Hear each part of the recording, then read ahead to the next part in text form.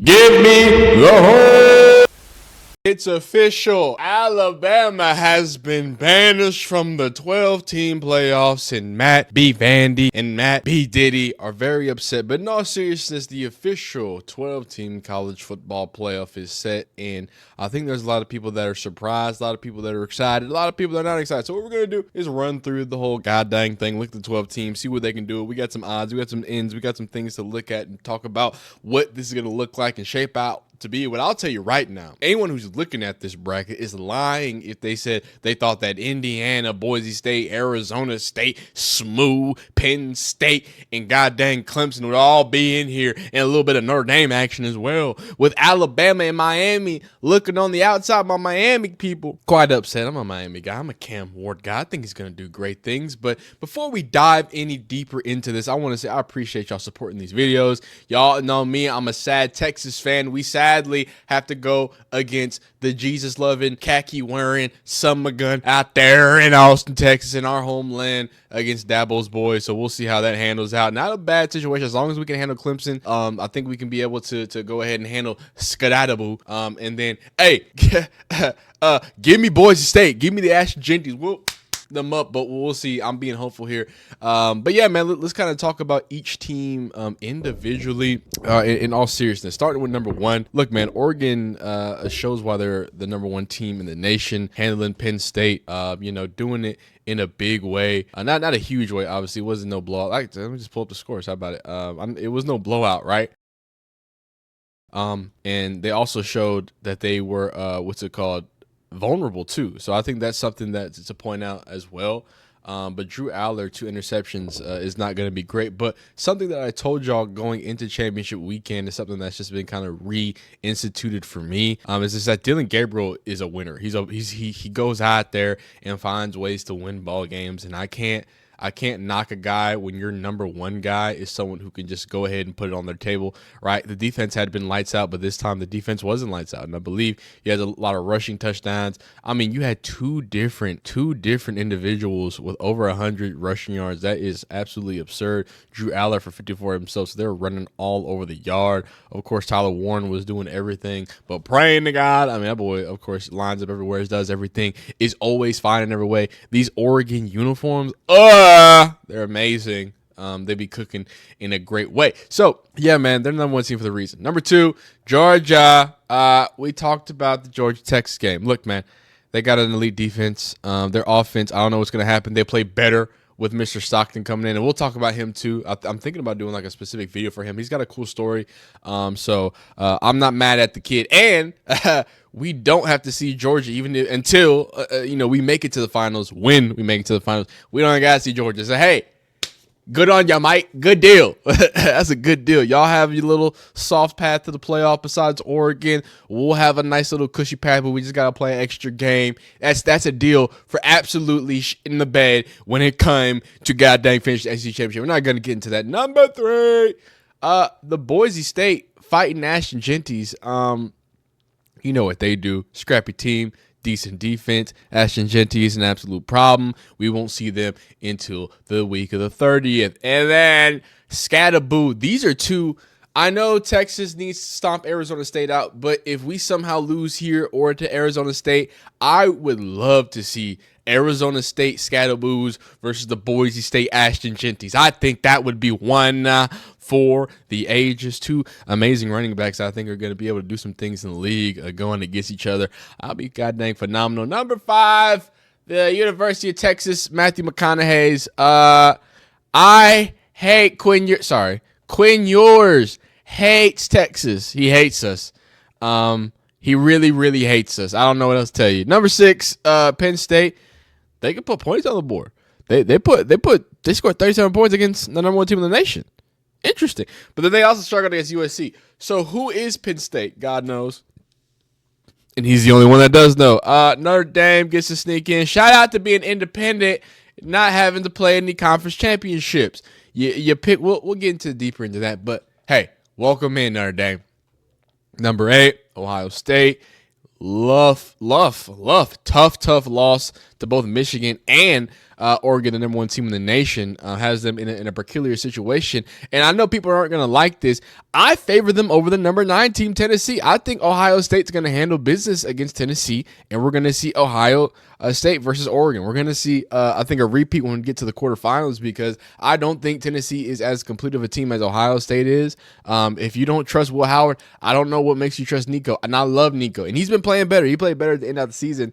But now, number 10, we have Indiana. Talk about sneaking in.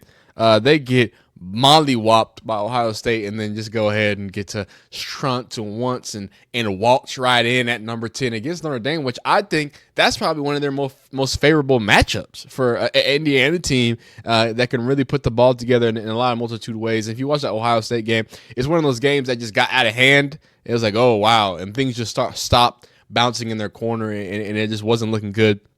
So I think that's a winnable game for them. I don't think they're going to beat Georgia. I don't think anybody over here is going to beat Georgia or has a chance to beat Georgia until we get to the semis. I think Oregon has a chance to beat Georgia, being honest. But to finish out the last two, 11 and 12, Smooth, hey, man, y'all got embarrassed by Clemson. And that makes me either scared of Clemson or scared for SMU, because what does that say about you two individuals, right?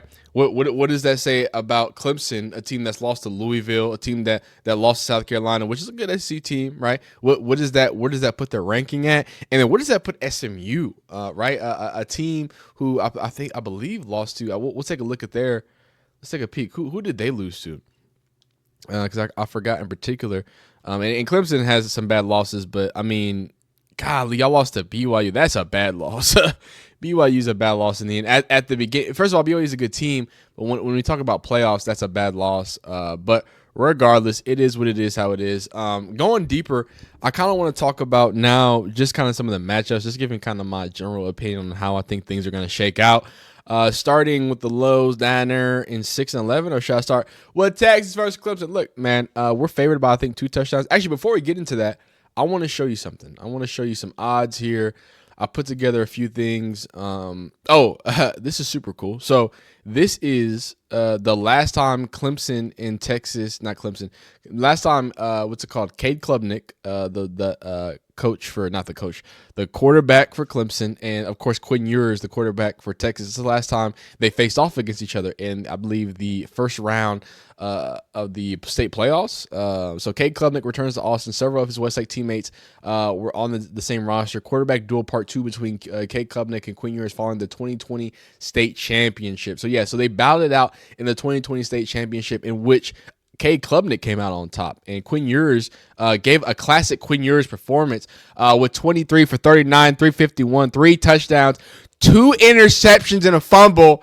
And Cade Klubnik with a classic Cade Klubnik performance, 97 rushing yards, 220 passing yards, and a touchdown.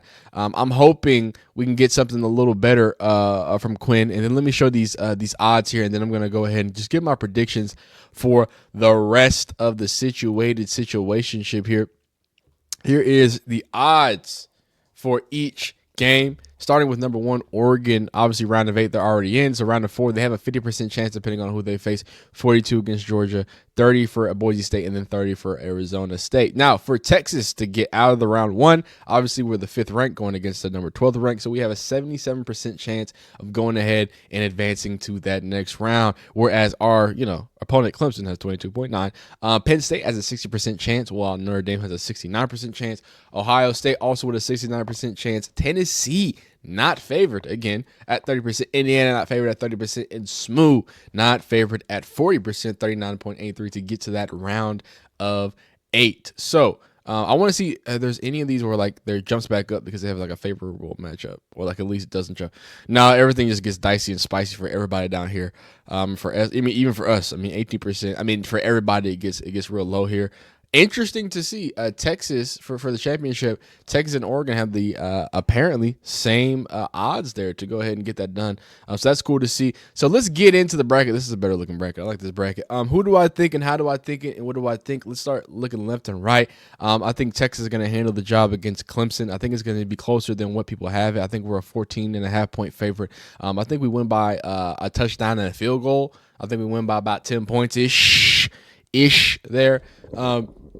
And then we take care of business. Clemson's a good team, but we've got the best defense in the SEC, if not the best defense in the nation. I stand by that. Ohio State versus Tennessee. Ohio State is going to take care of business. I think it's going to be pretty close. I think this Tennessee defense, do not count it out, is going to stall out this Ohio State offense. It's going to look like the SEC championship, I think. And there's going to be a lot of field goals, and it's going to be whoever can score a touchdown and score two. Whoever scores 2 touchdowns is winning that game against Tennessee and Ohio State. And I could be wrong, but that's just kind of how I'm feeling. I think it's going to be a slugfest. I think the ball's going to be moved around a lot, but at the end of the day, it's going to be a lot more foot hitting leather, right? And then go on the right side to here, Indiana versus Notre Dame. I think Notre Dame's going to be able to take care of business against Indiana. I think it's going to be close, though. I think I'm talking about 3-point, maybe overtime type close. And for Smoot against Penn State, I think Penn State has a lot of machismo, has a lot of has a fire built up with them after scoring how many points they did against Oregon. I think they take care of business against Smoot. And then starting to keep it on that right side, I think if we go Penn State versus Boise State, give me the Boise State Ashton Genties. I know that's crazy for some, but I think that this Mountain West team can do it, especially running the ball the way they do and controlling the game like they are amped to do, especially, and giving giving Ashton Genty that extra rest probably does not hurt anybody over there in Boise, Idaho, neither. And then we got Georgia, of course, versus Notre Dame. Give me Georgia. I think they roll Notre Dame. Stop talking to me. Going over this side, we got Ohio State versus Oregon. And in that particulation there, I'm going to go ahead and say the matchup, Oregon wins again, back-to-back. Sorry, 2 nices, 2 twice. Texas versus Arizona State. I don't think this is a close game. I think we pound them in oblivion. I think we make their offense one-dimensional. I think they're very scrappy, and they're a good team altogether. But I hate to be that guy, but Texas is no longer a Big 12 team. We are an SEC team, and I think we're going to be able to show Arizona State that, win by multiple touchdowns there. Oregon versus Texas. I got Texas in a very, very, very, very close game because I am biased. And then I got Georgia, of course, over Boise State. Repeat of the SEC championship in the final, like God intended. Give me the horns. Get down below in the comments how you feel about it. What's your predictions? How do you feel about the college football playoff? Who's right? Who's wrong? Who's all that? Hook 'em horns. We'll see you next time.